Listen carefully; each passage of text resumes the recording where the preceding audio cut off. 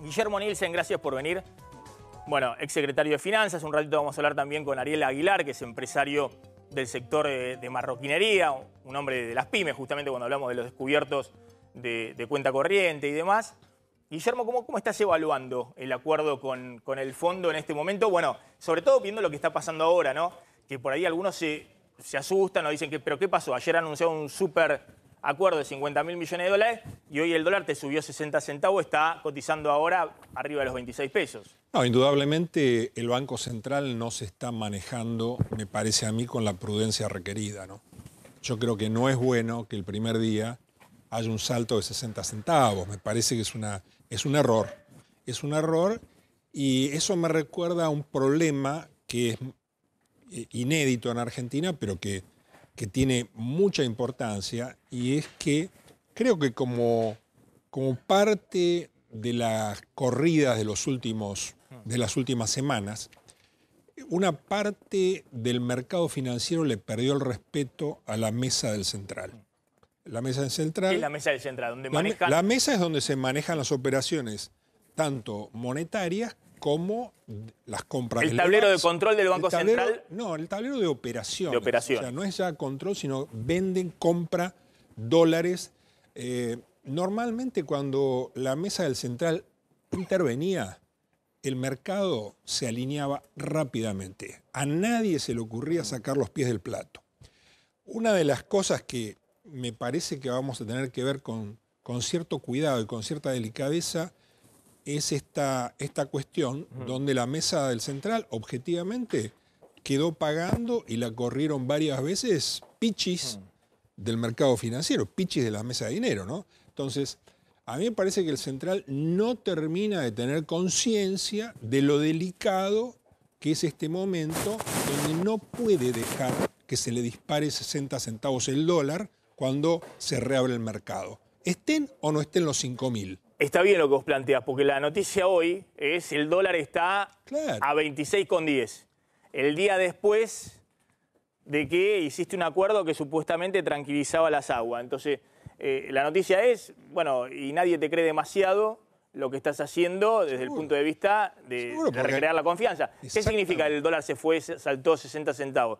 Significa que hay más demanda, que los que van a comprar dólares, refugiarse en dólares, son más de los que están trayendo dólares para venderlo. Porque dicen, bueno, este es un dólar. Que la dejaste ir, que desde el central no estás cumpliendo con tu obligación de funcionario público en esta etapa, que es dar tranquilidad y tratar de retomar un sendero de confianza, porque esta corrida, esta crisis, esencialmente es de confianza. No es porque hayan faltado reservas en el Banco Central. 55.000 millones. No es que había 15.000 millones. Entonces, me parece que no, es como que no termina de ajustar el central su hoja de ruta en esta etapa. A ver, Claudio Slotin, ¿qué está pasando ahora en este momento en la City entonces? Dos cosas. Uno es el precio del dólar, que es lo que venimos hablando. Un dólar que hoy en el mercado mayorista se va a 25,50, rompe ese techo que existía hasta el día de ayer. Y lo que tenemos, además de la suba del dólar, en el minorista arriba de 26,10, 26,13, lo que vemos también es un mercado de bonos que, lejos de la euforia que esperaban algunos, lo que vemos es una estabilidad de los precios de los bonos. O sea, la misma, si se quiere, desconfianza que se nota en el mercado cambiario se traslada también al mercado de los títulos públicos, donde, claro, si vos tenés a un fondo monetario que te pone sobre la mesa, o por ahora implícitamente, 50.000 millones de dólares para garantizar el pago de tus vencimientos de deuda de aquí hasta el año que viene, la lógica ¿cuál debería ser? Y un mercado donde los bonos suben de precio, porque justamente si hay algo que no hay son dudas sobre que Argentina no caerá en default. Pero el mercado que hoy sí tiene sospechas, tiene esas dudas, es en que Argentina logre cumplir con el ajuste que ayer presentó bueno, a ver, está Ariel Aguilar, que es empresario pyme. Yo decía, ahora también hay que ver no solamente dónde está el dólar, sino dónde está la tasa de interés, digamos, porque... Fundamental. Es más importante hoy por hoy la tasa de interés sobre las pymes que el dólar. Es decir, tenés que bajar la tasa de interés. Tenés que bajarla. Estás en una tasa de interés que se llama de emergencia, digamos, para sujetar al dólar nada más. Que no es estable en el tiempo. Es una quimioterapia me disculpo por el ejemplo, pero sí, es una quimioterapia agresiva. Se están matando células vivas, se están matando empresas que son viables, que son eficientes, pero se la están matando por un costo financiero totalmente desorbitado. Pero sí. Yo Ariel. coincido con lo que dice. Gracias, Maxi, como siempre, por la invitación. Sí, coincido plenamente que lo de la tasa es tremendo. Pero la tasa implica que nosotros estamos, para generar una venta, 30, 60, 90 días, le decimos a un cliente, dame el cheque, y lo estamos reventando, lo estamos descontando en el banco para pagar salarios, cargas sociales. Encima esta suba del dólar te sube todas las listas de precios, porque esta es la otra. Fíjate que suben la tasa para contener al dólar. La locura que han hecho en estos meses es absoluta en términos productivos. Digo, nada que incentive la producción y el trabajo. Dólar, tasa, suba de tarifas. Esta firma, la firma de acuerdo, Maxi, a nosotros nos implica más recesión. Yo te escuchaba recién con los números y me tengo que ir de acá y decirle a los socios de Cejera, muchachos, cierran la fábrica, pues no hay más mercado, ¿eh? Nos quedamos sin mercado en este esquema de suba de tarifas, no solo para las pymes. Pero Sácalo. en algún momento, en todo caso, podrá discutir si era con el Fondo Monetario o, como dice Nielsen, con las propias reservas del Banco Central. Pero en algún momento, el dólar, para estabilizar la situación, tiene que frenarlo. No puede dejar liberado el dólar que se vaya a cualquier valor. Lo que Sí. yo te estoy planteando es que todo el esquema es antiproductivo. Y lo peor de la suba de tarifas, ¿a dónde están? Lo miraron ustedes recién, yo los escuchaba, en el tema del transporte, en el tema del bolsillo de la gente. Paremos un año de sacarle dinero a la gente del bolsillo, esto se acomoda un poquito, pero paremos, recompongamos este mercado interno que de verdad está destruido. A ver, en mi sector cerraron ¿Quién paga 50... el tema? Pero el tema es quién lo paga. ¿Por qué no reactivamos el mercado interno y empezamos a recaudar más? Yo lo escuchaba a la gobernadora Vidal cuando ella decía, le quiero pagar más a los docentes. Sí. Bueno, recaude más. Y para recaudar más necesito más mercado interno. A ver, Fernando Iglesias, ¿Qué tal, Maxi? ¿Cómo te va? diputado de Cambiemos. No, me parece que está clara la situación de dificultad. Yo lo he descrito como un gobierno que tomó el país en terapia intensiva y que estamos en terapia intermedia y con dificultades. Pero me parece que este diagnóstico alarmista, digo, que vuelvan a proponer las mismas cosas que nos llevaron a terapia intensiva, no sirve mucho, ¿no? Nosotros recibimos un país que en 4 años, los últimos 4 de Cristina, de punta a punta había crecido el 1%, recesión total. Llevábamos 7 trimestres de crecimiento. Ahora vamos a enfrentar dificultades. Yo te escuché con atención. 7 trimestres consecutivos de crecimiento. Recibimos un país que venía en el 30% de pobreza, creciendo 1% cada año, llegó hasta el 32%, bajó hasta el 25,7%. Estamos en dificultades, el golpe de la devaluación fue fuerte. Vamos a pasar meses que esperábamos que fueran optimistas, creo que van a ser con suerte neutros, pero me parece que volver a insistir con las viejas recetas que nos llevaron a la recesión, al 30% de pobreza, a que no se hiciera una sola obra, a que la gente terminara defecando en pozos, a todo el desastre que nos dejaron. Está bien, pero pensemos un poquito para adelante. Yo entiendo que vos acentuás el tema de la herencia. Bueno, pero si vuelven a repetir, o sea, si lo que escuchamos proponer es por la misma gente que estaba antes, además, las mismas propuestas que había antes, es decir, planchemos de nuevo las tarifas, propuesta del peronismo en el Senado, dejemos las tarifas como están, sigamos dándole a los subsidios, dale a la maquinita de la inflación. Ya pasamos por eso, ya sabemos dónde llega, yo creo que la gente decidió cambiar y bueno, enfrentaremos las dificultades juntos. Ahora, la propuesta también fue fortalecer el mercado interno. Y un detalle te quiero decir respecto a lo que decía Iglesias recién. La realidad es que en mi sector cerraron 50 fábricas, perdí 3.000 puestos de trabajo que antes no los había perdido. Después discutamos todo lo demás, pero no la parte de trabajo. Porque en la vida real lo que pasa... ¿Vos le viste la cara a un tipo cuando lo tenés que despedir, Iglesias? ¿Vos le viste la cara a un tipo cuando no llegás a pagarle la quincena y esto es lo que nos está pasando? Te lo digo en términos de lo que sucede en la vida real. Me preguntaste, contesto. No sé si tuviste gente a cargo y le tenés que decir a la gente, no tengo trabajo. Yo no soy empresario. No, pero es una situación de la vida real, ¿eh? Lo demás es macroeconomía, la firma con el fondo. Pero la vida real suceden otras cosas. La vida real es que veníamos sin crear puestos de trabajo durante 4 años. Y el año pasado se crearon 600.000 puestos de trabajo, 648.000 exactamente por el INDEC. Monotributistas. Eso es lo que decís vos. 648.000 puestos de trabajo, 648.000 puestos de trabajo después de 5 años donde lo único que se creaba era empleo público. Esa es la vida real. Entonces, y la verdad que vos decís se cayó el consumo. Yo no digo, repito, yo no quiero dar la impresión de que somos, pero veníamos en enero y en febrero, en febrero, en marzo, la cifra de crecimiento era del 5%. Y tuvimos en enero y en febrero récord de venta de autos, récord de venta de motos, récord de crédito hipotecario y récord de ocupación hotelera. La verdad que el mercado no estaba planchado. Que se planche o no ahora es otra discusión y la aceptamos. Pero la verdad... Bueno, a ver, lo que me interesa es que veamos un poquito también para adelante, digamos, porque son momentos, son horas donde todos están preguntando, bueno, a ver, ¿van a quedar a salvo los jubilados o no del ajuste fiscal? En un ratito lo vamos a hablar. Acá está Leonardo Fabre, que es sindicalista de ANSES, y está la doctora Silvia Arce para analizar un poquito qué va a pasar con los jubilados. Y también están las cuestiones del bolsillo, ¿no? ¿Dónde van a quedar los salarios y dónde va a quedar también la inflación? El gobierno dio ayer también una señal, justo en el mismo día del anuncio del acuerdo en el fondo, de que, bueno, acepta en estos 2 meses ya aumentos de 5% por fuera de la paritaria, digamos, para que los salarios no te queden tan atrás y que no se profundice tanto la caída del consumo. ¿Cómo estás viendo esta situación? ¿Qué es lo que viene en los próximos meses? No, creo que tenemos que hablar de lo que pasa hoy y los próximos meses, ¿no es cierto? Lo que pasó el primer trimestre, etcétera, sí, ya queda a años de hoy luz para adelante de la realidad de hoy. Sí. Mirá, tenés en pleno ajuste, está mordiendo el ajuste en este momento, como suele suceder con estas cosas. Vos no podés tirar el reloj para atrás y deshacer los errores que cometiste. Hoy estás en este baile y este baile va a seguir hasta que empiece lentamente a caminar de vuelta la economía con la cosecha fina a principios del año que viene. Brasil está mal, Brasil está cada día que pasa las noticias son más adversas. Creo que tenemos una situación extremadamente complicada. Sí.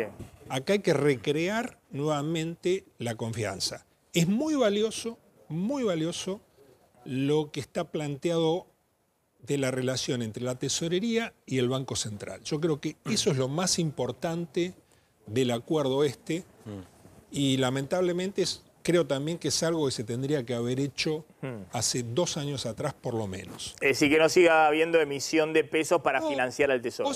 Lo que se está proponiendo, por ponerlo en forma simplificada, es sacarle a la central los activos tóxicos de los cuales le llenó el balance la última etapa de Cristina especialmente, pero no solo de Cristina, o sea, sacarle esos activos tóxicos, darle pesos y que el central con esos pesos se da vuelta y compra Levax o rescata Levax en un proceso gradual.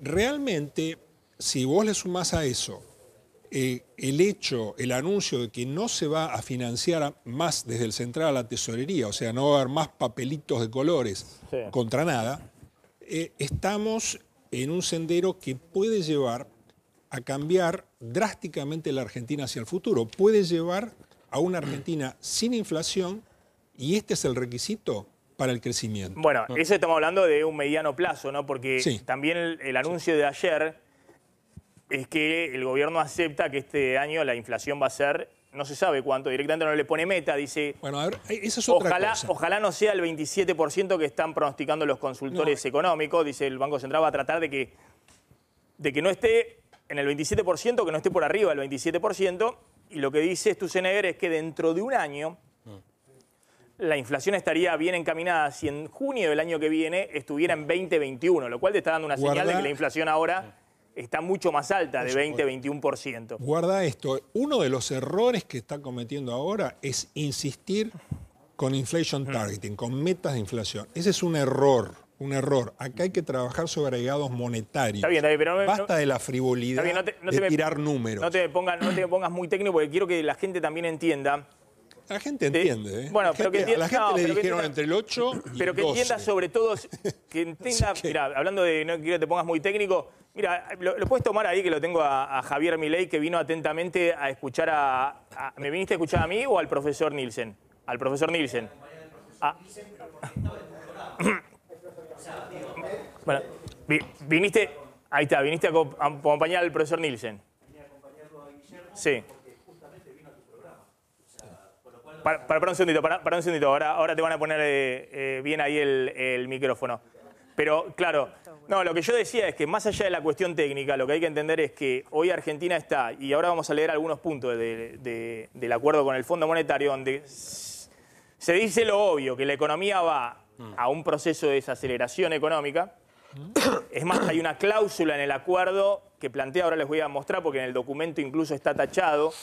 ¿Por qué tachado? Pues vamos a mostrar un borrador de lo que fue el comunicado del Fondo Monetario desde Washington, y había un párrafo claro donde se decía que si se desacelera mucho la economía y el desempleo sube en los próximos meses por arriba de lo que se prevé, el gobierno argentino puede usar una especie de cláusula de salvaguarda, de protección social, para que incrementen 30.000 millones de pesos algunos planes sociales. Pero ojo que eso está en el documento. El propio Fondo Monetario y el gobierno argentino aceptan que la economía hoy va a una desaceleración.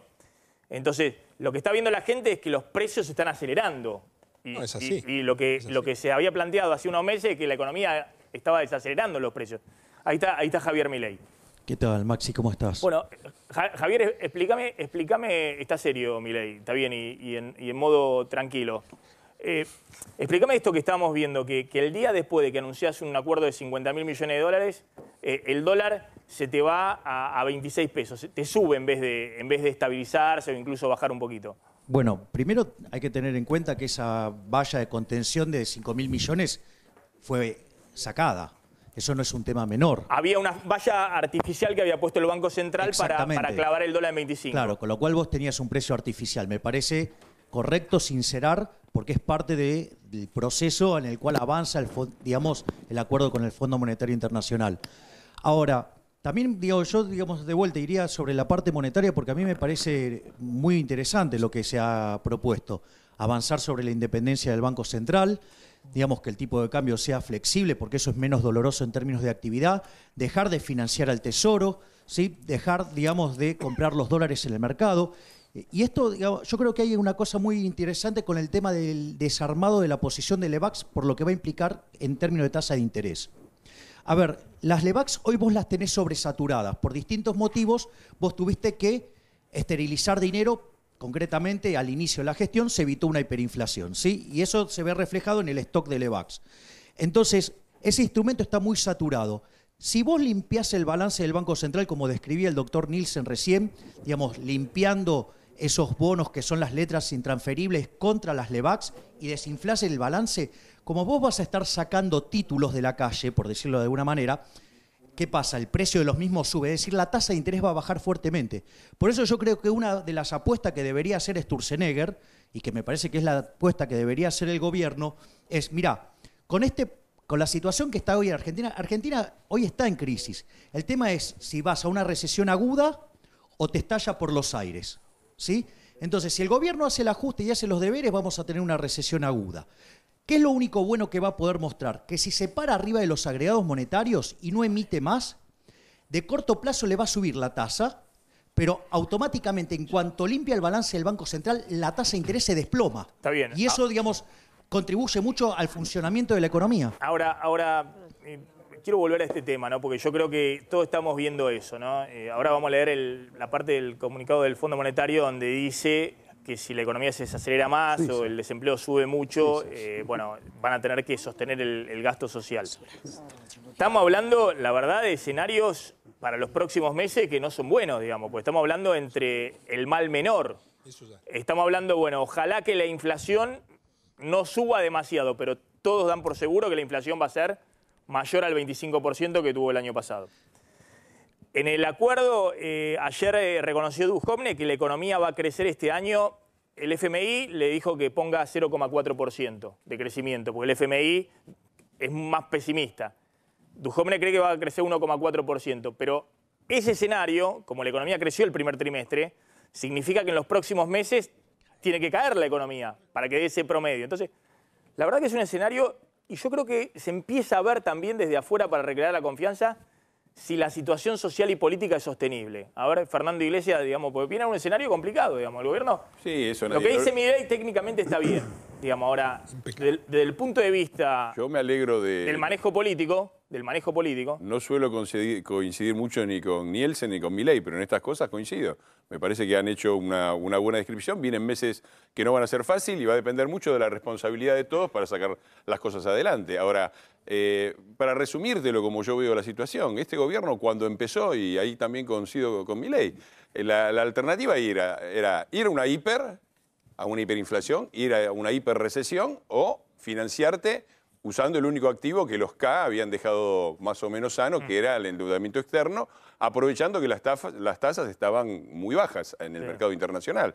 Ese escenario se terminó porque subieron las tasas, porque subió el petróleo, porque Brasil fue a la recesión, porque este año perdimos 8.000 millones de dólares en el campo por una sequía que no había habido en 50 años, bueno, por una serie de cosas. Ha habido errores internos, nadie lo duda, lo ha reconocido el presidente, ha habido problemas de coordinación, pero lo central es que ese escenario no existe más. Entonces, ¿qué nos queda? O vamos a las viejas recetas, porque acá a veces yo escucho mucho por parte de la oposición. A ver, esta situación la solucionó el peronismo con Menem, yendo a la dolarización. La solucionó, entre comillas, con Duhalde, yendo a la hiperdevaluación de 75% en un día, 40% de inflación contra 5% de salario. 35 puntos le sacaron a los salarios en el año 2000. No, está bien, pero si vamos a hablar del... No, bueno, digo, lo que digo esto es lo que está a mano. Bueno, lo que está a mano es eso. Que, las opciones son una hiperrecesión, una hiperdevaluación o un gradualismo financiado al 4%, que es lo que está al alcance. Vamos a tener meses complicados y yo creo que la economía va a volver a salir. Va a depender mucho de la responsabilidad de los líderes sindicales y políticos de la oposición, no complicar más el panorama. Ahora voy a hablar con Federico Aurelio para que me cuente un poquito cómo está el panorama político, porque Macri había caído mucho en las encuestas de opinión en mayo, y después de pasada la corrida eso se estabilizó, incluso hay alguna encuesta de que hay recuperación, digamos, de que Macri mantiene su caudal de votantes de Cambiemos. Pero quiero sumar, a ver qué opina sobre esto también el sindicalista. Está Leonardo Fabre, que es secretario general de APOPS, del gremio de ANSES. ¿Qué tal, Fabre? Y también está con nosotros Rodolfo Silva, que es panadero, ¿no? del sindicato de panaderos. Bueno, a ver, ¿cómo están viendo esta situación? Esto es una remake, ¿no? Estamos viendo la misma película. Lo sorprendente de esta remake es que tiene el mismo director. El mismo que se equivocó y nos llevó al desastre en el 2001, el señor Sturzenegger, es el que está conduciendo la situación del país, que ya no puede aducir falta de experiencia, está llevándonos a este desastre que yo creo que no tiene... La verdad no soy tan optimista, siempre vengo acá y aprendo, pero no soy tan optimista como para pensar que podemos salir de esto en poco tiempo. La última vez nos llevó 10 años, 12 años. Y la verdad que a veces uno cuando no entiende bien las cosas tiene que ir a la etimología de las palabras, ¿no? Endeudamiento, miento sobre la deuda. Entonces uno empieza a comprender un poco más. 50.000 millones no le van a alcanzar, como no le alcanzaron los 40.000 con De la Rúa. Lamentablemente tengo que darle la noticia, muchachos, esto no se arregla. Esto es un tobogán donde si le sacaron 100.000 millones un poco más a los jubilados, ya pueden hacer cualquier cosa. De hecho, seguramente van a congelar los saberes jubilatorios, como lo ha hecho la película anterior, ¿no? A ver, de todas maneras, mirando ahora, usted está diciendo la reforma previsional. Sí, que es la clave, porque el único... Mirá qué pesada herencia habrán recibido, sí, que nosotros le transferimos un fondo del FGS con 50.000 millones de dólares. Qué mal que habrá estado el sistema. ¿Ustedes quiénes son? ¿El kirchnerismo? No, hablo de ANSES. Ah. Yo represento a trabajadores de ANSES. Y el FGS está dentro de ANSES.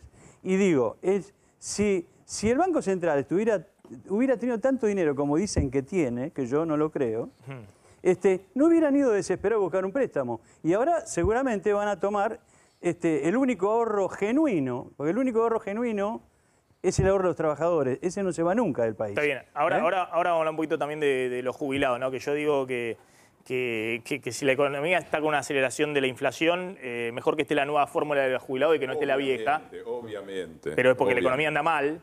Y sí digo que también es cierto que en el cambio de la vieja fórmula a la nueva, a los jubilados les sacaron una buena cantidad de plata que ahora la justicia quiere reponérsela. Pero ahora vamos a hablar un poquito qué pasa con este acuerdo con el fondo con los jubilados, ¿no? Está también, decía Rodolfo Silva, que es del gremio de panaderos. ¿Cómo viene el sector? Después vamos a hablar un poco del precio del pan, que también está con los aumentos de la harina, con las tarifas y demás.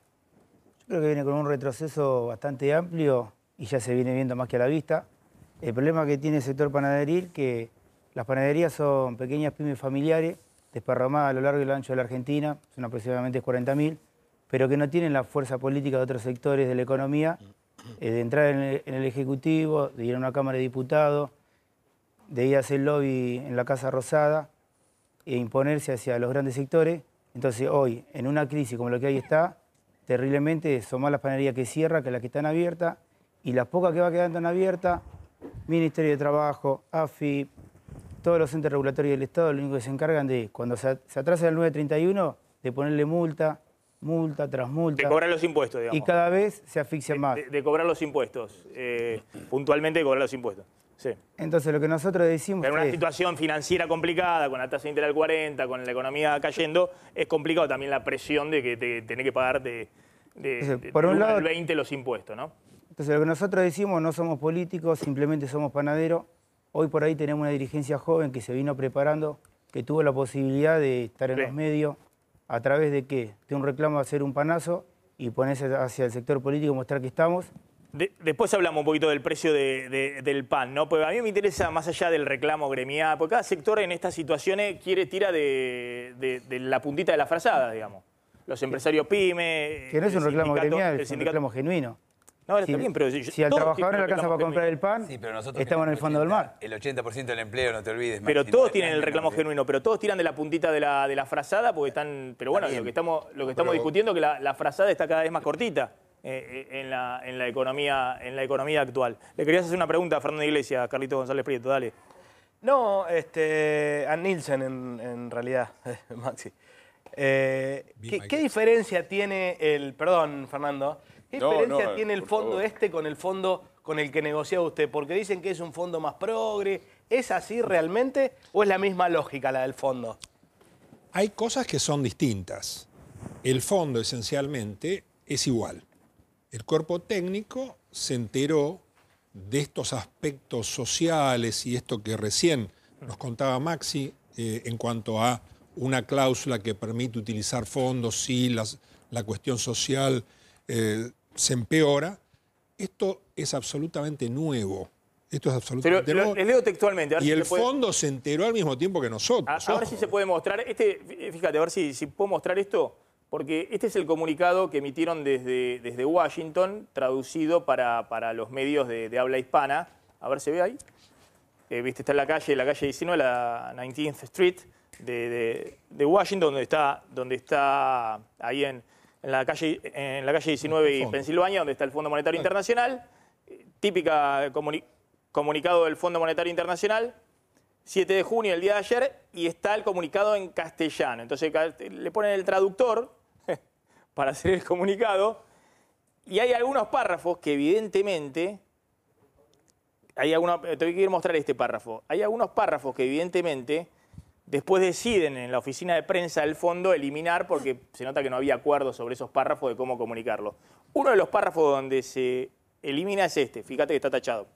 Asimismo, si las condiciones sociales se empeoran, existen disposiciones para incorporar más la asignación presupuestaria dedicada a las prioridades sociales, dice el comunicado. ¿Qué es lo que se tachó? Una liñita donde dice, asimismo, si las condiciones sociales se empeoran, la economía se desacelera o el desempleo sube más rápido de lo previsto actualmente, existen disposiciones. ¿Se entiende? Es decir, el fondo no quería, o por lo menos en el comunicado no querían poner esto de que la economía se desacelera o el desempleo sube más rápido de lo que se prevé actualmente, ¿no? Partamos de la realidad que la economía estaba creciendo al 5% anual, sí, ¿no? Desacelerar se va a desacelerar, pero bueno, meten en la discusión de que también puede subir el desempleo. Es razonable que después, sería necio no pensar que una economía que estaba creciendo al 5% después del shock devaluatorio y del cambio de mercado no se va a desacelerar. El tema es si que esto sea manejable y que haya seguros muy claros con respecto a la situación social. Yo recuerdo, este gobierno está gastando, que supuestamente iba a ser el gobierno contra los más pobres, tiene récord de gasto fiscal y récord tanto en términos absolutos como en términos relativos con respecto al presupuesto y al PBI. No nos pone contentos. Habrá que decir algo. Pero el gasto social, de hecho, se ve en las planillas que acordaron con el fondo, no solamente no se reduce, sino que se mantiene y en algunos casos, como el caso de los jubilados, aumenta, digamos, porque se viene actualizando. Eso no se toca, se tocan las otras áreas. Lo que sí se toca permanentemente, es que ese es el bolsillo de los jubilados, el bolsillo de todos, Maxi, es con la inflación. Maxi, digan lo que digan. Maxi, digan lo que digan. Esa es la apuesta central del gobierno. Pasar de una situación de terapia intensiva que nos dejaron a una situación normal, afectando lo menos posible o sin afectar o mejorando, como en algunos casos sucedió hasta ahora, la situación de los más vulnerables. Eso es. Detalle. ¿Vos te das cuenta de todos los números que estás dando? Acá el gran problema es el proyecto político que está llevando adelante. Estamos hablando de que se está esperando con el desempleo que se va a generar con esta medida, lo leíste recién de alguna manera, ¿sí? Un fondo social. ¿Por qué no reactivamos el consumo del mercado interno y generamos puestos de trabajo? 12.000 puestos de trabajo, la cadena de valor del cuero, calzado, manufacturas y curtiembres, 30.000 puestos del sector textil. ¿Pero de qué economía estamos hablando? A ver, esto, y no son sectores sensibles, son sectores vitales, porque son sectores de mano de obra intensiva y son los que generan empleo en la Argentina. A ver, lo incorporó Javier, querías decir algo.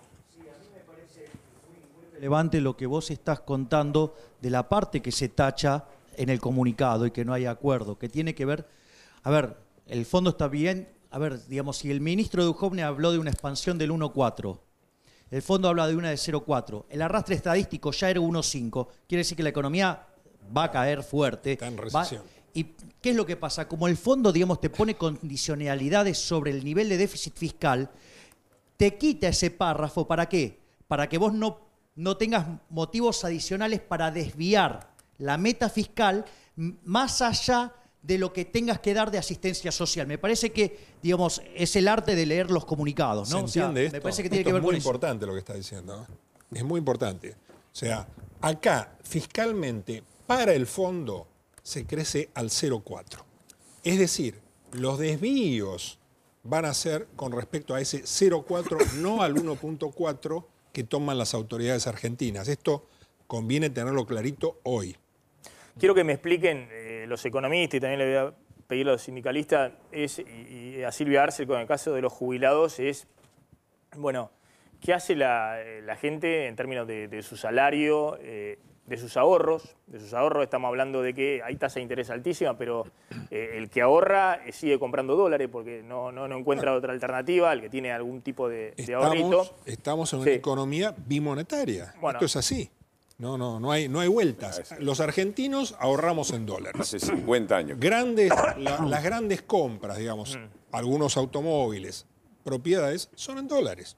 Esto es así. Y se te cae la demanda de dinero con mucha facilidad. Ahora no quiero mostrarlo porque está interesante el debate, ¿no? El acuerdo, si tiene un efecto positivo, es justamente salir de eso. Restaurando la independencia del Banco Central, dejando de este mecanismo de que el Tesoro le saca la plata al Banco Central y le deja papelitos pintados, que fue todo lo que hizo y permitió al kirchnerismo llegar hasta el final del gobierno sin una crisis. Ahora, pero fíjense, eso se terminó y es un punto a favor. Pero fíjense una cosa, ¿no? Si uno hace la cuenta de lo que hoy te paga un plazo fijo, que es 27-28%, por los próximos 7 meses, el dólar en diciembre tendría que estar arriba de 29 pesos para que vos pierdas ahorrando en el banco en un plazo fijo frente al dólar. Tendría que estar arriba de 29. Aún así, en esto lo que hemos visto en estos días, te vas al dólar. ¿Para qué correr riesgos? La gente quiere dormir tranquila. Quiere dormir tranquila y aún si la situación estabiliza esta tasa de interés, una tasa de interés muy elevada, que puede ser muy atractiva, pero dice, bueno, mirá, el dólar estaba a 25 ayer, ahora ya está a 26.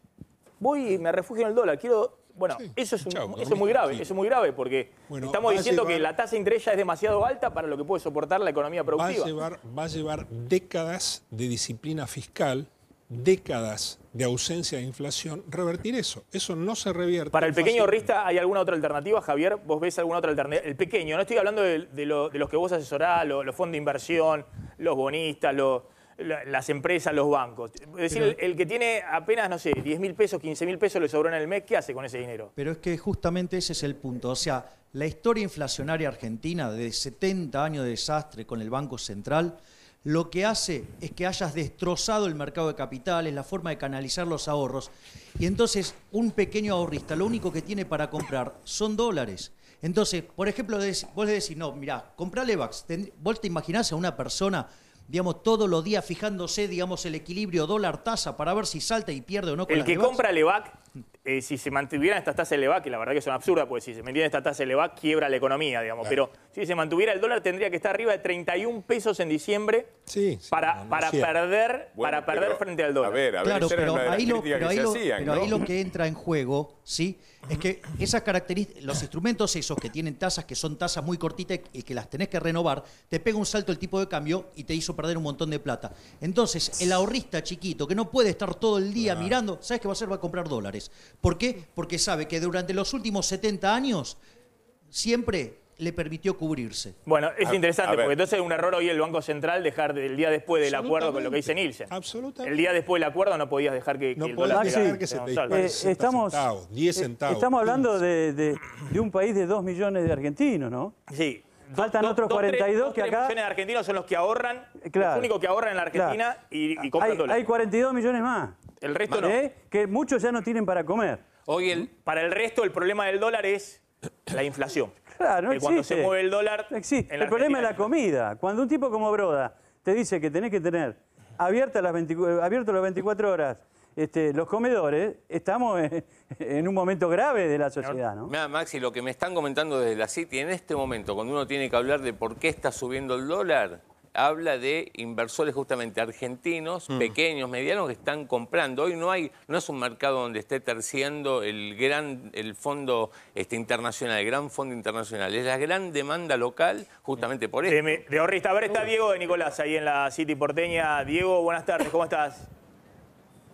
Hola, ¿cómo te va, Maxi? Buenas tardes. Sí, acá estamos en la City viendo a ver cuál es el humor de la gente que camina, y más allá de que las operaciones se realizan puertas adentro, detrás de un escritorio y delante de una pantalla, siempre ver las pizarras aquí para la gente resulta una cuestión atractiva, por lo menos mientras camina, mientras sale a almorzar, y ver cómo está la divisa norteamericana. Mirá, estábamos recorriendo aquí, por ejemplo, la calle Sarmiento, y observamos una pizarra que lo coloca en 25,10 para la compra, 26,10 para la venta.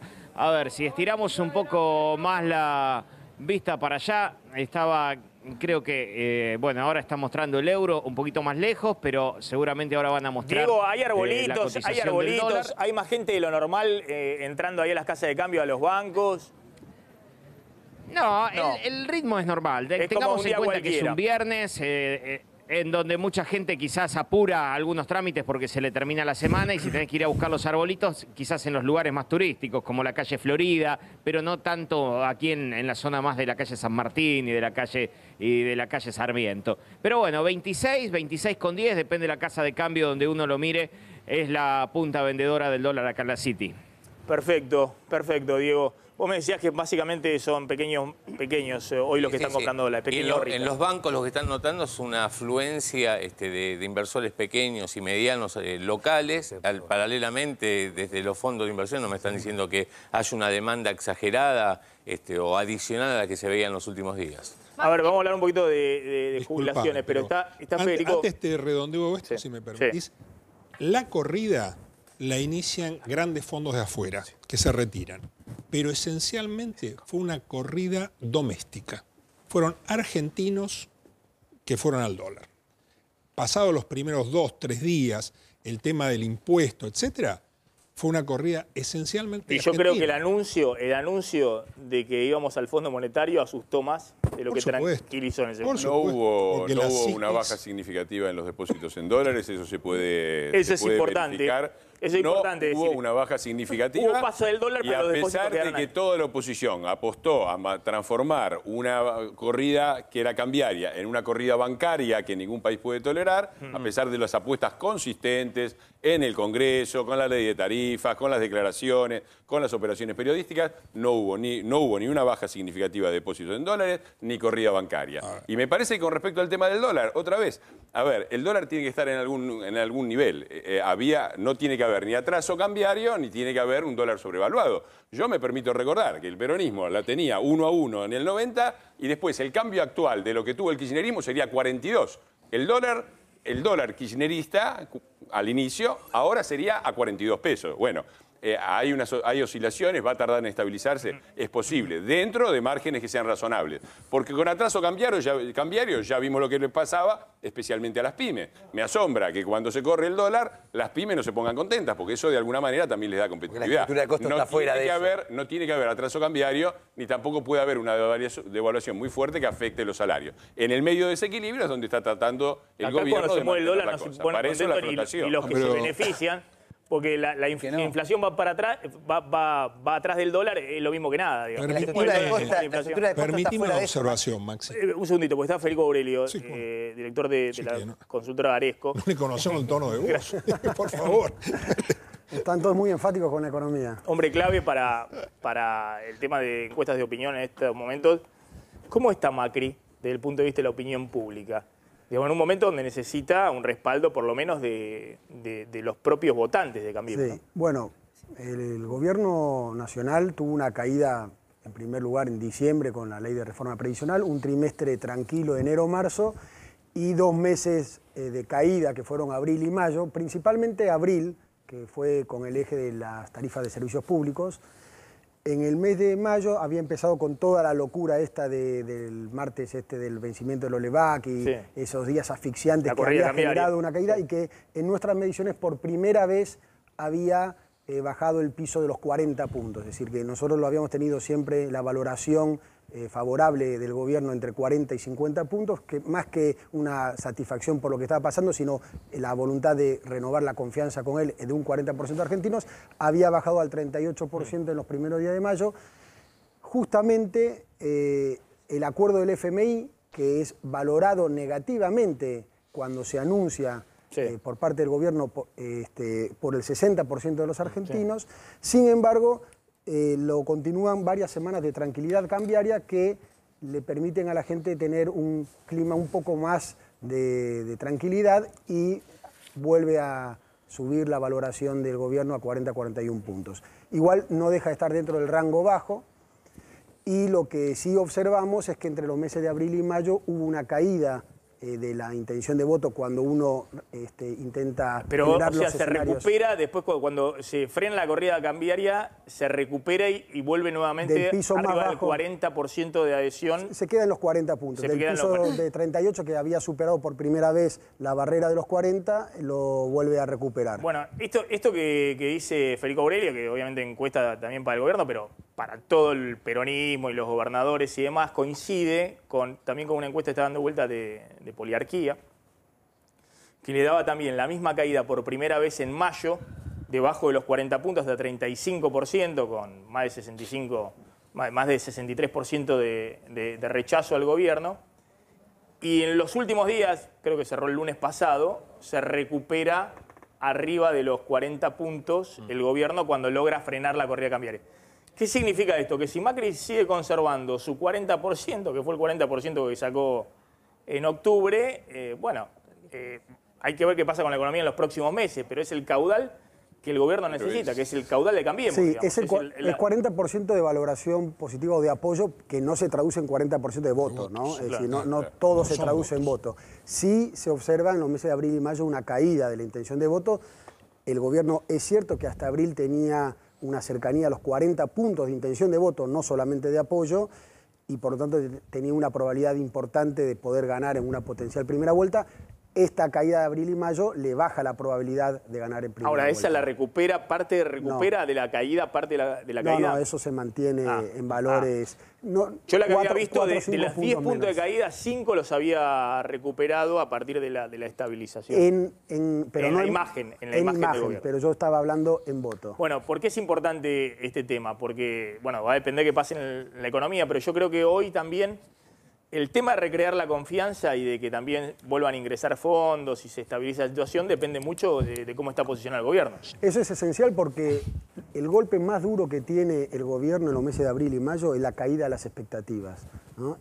Hoy el pesimista duplica al optimista, ¿no? Con todos los problemas que hubo en abril y mayo, con todas estas señales de crisis de la economía y con este desconocimiento de cómo se van a encarar los problemas, ha generado un pesimismo brutal sobre la situación económica por parte de la mayoría de la sociedad. Porque ten en cuenta que se genera una contradicción entre lo que el gobierno venía diciendo, yo estoy haciendo gradualismo.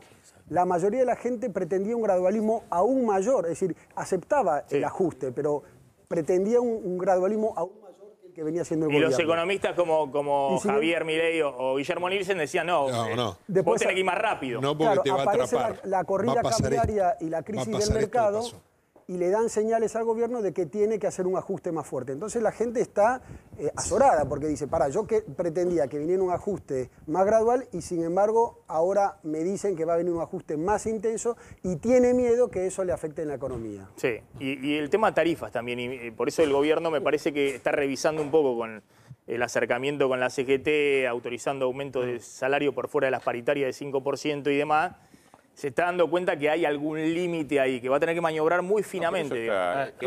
Eso está clarísimo, y me parece que es claro la reunión con la CGT, es claro también el cambio de las fórmulas jubilatorias para proteger a los jubilados que estén con la inflación o un poco más en cualquiera de las circunstancias, con inflación o sin inflación. Y con respecto al tema de la popularidad del gobierno, sigue siendo en la América Latina el presidente mejor considerado. Y eso hay que también que entenderlo, porque no es casualidad. Es decir, nosotros venimos de una década de soja por las nubes, tasas por el piso, y presidentes que tenían 60%. Lula, mira cómo está Brasil, Chávez, mira cómo está Venezuela.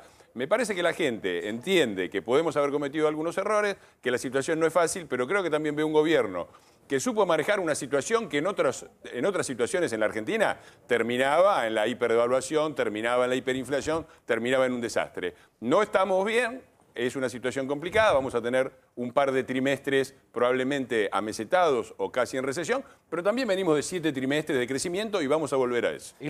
Silvia, quedan a salvo en principio del acuerdo con el fondo los jubilados. Yo no lo sé. No lo sabemos todavía. Yo creo que es un tema que no se sabe, porque los requerimientos del fondo no van a estar ahora. Van a venir el año que viene o con posterioridad. Realmente... Son 3 años de acuerdo. No, está en la playa. Hay una tabla muy precisa. Hay marca dos... claramente pero hay 2 puntos que pidió el fondo en su momento. Uno, el recálculo de fórmula que se realizó en diciembre, y otro era un... Esto corre por tu cuenta. No, eso era eso fue una... Hay cuestiones escritas en el cual decían que por un lado tenían el cambio de fórmula, que había que modificar eso, y por otro lado modificar el cálculo de haber inicial, que eso obviamente no se hizo porque eso se va a hacer con posterioridad en un cambio de reforma estructural previsional. Está escrito en el acuerdo cuál es el objetivo con respecto a las jubilaciones y no hay recorte ahí. No lo sabemos. Yo no estoy diciendo que lo va a haber. Estoy diciendo que es un tema que para mí no está claro. No se conoce. Vos tenés razón que no está claro. El Exactamente. acuerdo que se firma no está claro. Lo que hay es un PowerPoint que distribuyó el Ministerio de Hacienda. No tenemos el acuerdo. El acuerdo se va a conocer después del día 20, cuando lo apruebe el directorio. Tenemos que verlo. Sí, lo primero que hay... Igual, ¿puedo decir algo? Sí. ¿Qué ocurrió? Buscame, por favor, la placa donde estaban esos números de dónde se iba a recortar, que quiero mostrar algo. Yo creo que cuando hay digamos, cuando exigen una baja del déficit fiscal y reducción de gastos, el cachetazo a los jubilados siempre lo reciben, de algún lado o del otro, siempre lo están recibiendo históricamente, de manera tal que esperar que el fondo no baje, no lo sé. Hoy no se sabe, no lo puedo decir que es real. Lo que sí ocurrió puntualmente es que se realizó la semana pasada una comisión para empezar a evaluar los regímenes especiales de jubilaciones. ¿Qué significa? Que están viendo también, no sé si recortar, pero ir modificando condiciones para acceder a determinadas jubilaciones, que son los regímenes privilegiados o diferenciales. Las jubilaciones de privilegio. Bueno, pero ahí eso...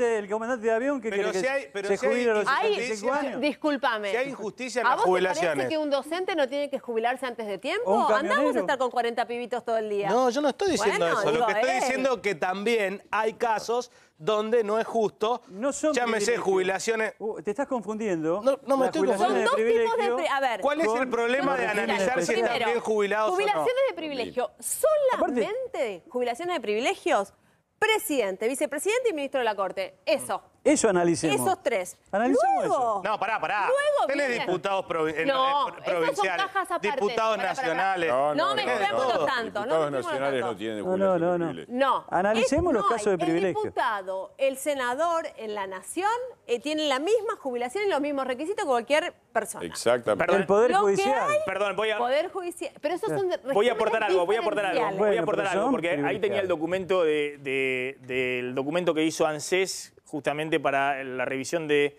jubilaciones especiales, La que yo veo... Que son ley, ¿no? Son Sí. fruto de leyes. Por eso, claramente tema docente, dejémoslo de lado, dejemos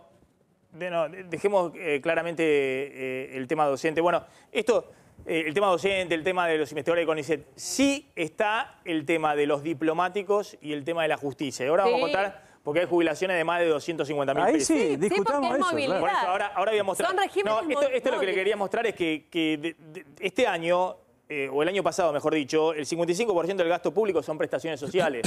De hecho, este gobierno, en el 2016 era el 48%, en el 2017 son 55% del gasto público de prestaciones sociales. Después tenés un poquito de los subsidios económicos que se viene reduciendo porque van aumentando la tarifa y lo pagás vos como usuario y cada vez menos subsidio económico. Después tenés los gastos de funcionamiento, lo que te digo es que va a haber un golpe acá para los empleados públicos porque no van a aumentar los salarios más de 15% y la inflación va a ser arriba de 25%. Esto lo quieren achicar. Y después tienen esto para achicar, que es el gasto de capital, que es la obra pública. Después no hay mucho más para achicar. Maxi, en el caso lo que quería mostrar con los del jubilados Estado, es la placa que mostré al principio, el documento que hoy se conoció del Fondo Monetario, donde están todas las partidas que se van a reducir están con un signo menos. La primera planilla que mostré al principio del programa, todas con un signo menos, y en cambio la que corresponde a jubilación está con un signo más, es decir, que es la única planilla que sigue aumentando el gasto porque está la movilidad jubilatoria, entonces acá se entiende, a ver. Este gobierno asumió todo con 11 ministerios y hoy tiene 22. ¿Por qué no analizamos eso? ¿Qué cosa? Hay una reducción de 20.000 millones de pesos. No, programada. hablo de la crema, de funcionarios, que son los que más Hay gastan. una reducción programada de 20.000 millones. Te debes haber enterado por los diarios, me imagino. Pasaron de 11 ministerios a 22. ¿Y quién ocupa los cargos? Sin duda. Los trabajadores del Estado no. Los trabajadores del Estado no lo ocupan. Lo ocupan la gente que ustedes hicieron entrar en el gobierno. No, los diarios de reducción. Los diarios que trabajan para ustedes no los leo. La primera vez que se reduce el gasto político 20.000 millones. No mientan más, muchachos.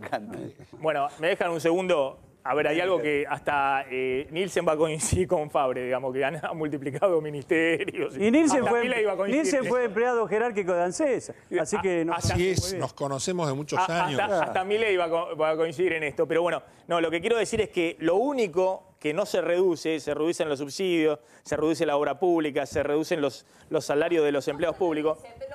Lo único acá, jubilados y gasto social, es lo único que en la planilla que se conoce, bueno, se mantiene o aumenta apenas en el 2018 y aumenta 0,5% en el 2019. Acá sí hay una reducción en el 2020. No, hay que ver de qué se trata esto. Yo creo que... No, pero el 2020 no te da problema porque va a haber otro gobierno, Maxi. Maxi, pasa que en definitiva, si bien eso lo van a decir dice los el acuerdo que argentinos, se ¿no? busca Sí, lo van a proteger el decidir. gasto social, dice que no se va a recortar en jubilaciones, se está hablando de un aumento en la inflación, porque vos mismo lo dijiste. Ah, bueno, claro. Hoy se liberó el dólar, sube el dólar y ya hasta el Banco Central reconoció que cuando sube el dólar hay más inflación. La inflación hay un impacto en los precios. Ese es el gasto que impacta en el bolsillo, ese es el gasto que pagan los jubilados, ese es el gasto que pagan los sectores de menores recursos, porque ya sabemos que los sectores más pobres de la inflación son los que destinan más parte de su salario a comprar los bienes básicos. Y si esos bienes suben, como subieron casi un 27%, por ejemplo, algunos aceites, en el último mes, termina afectando los sectores más desprestigiados de nuestra sociedad. Entonces ahí es donde hay que poner el ojo, en el bolsillo y en cómo se va a proteger a los menos favorecidos habiendo tanta inflación.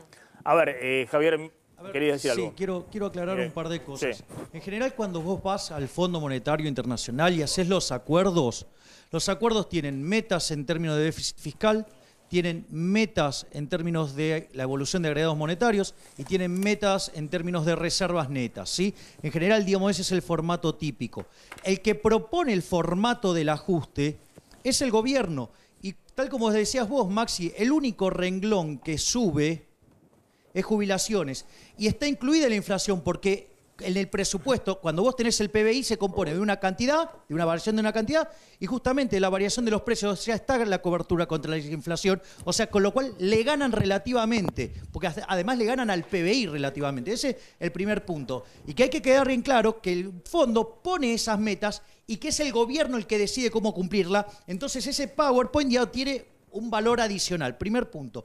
Y después hay otra cosa que a mí me parece que tiene que ver con el desafío comunicacional que tiene el gobierno, que es lo que tenía que ver con el tema de las encuestas. La gente, digamos, percibe muy negativamente que Argentina vaya al fondo. Entonces, digamos, ¿por qué, digamos, pasa esto? Y porque el que se quemó con leche ve la vaca y llora. Porque siempre todos los resultados fueron malos. Claro, exacto, ese es el punto. Es decir, cuando Argentina llega al...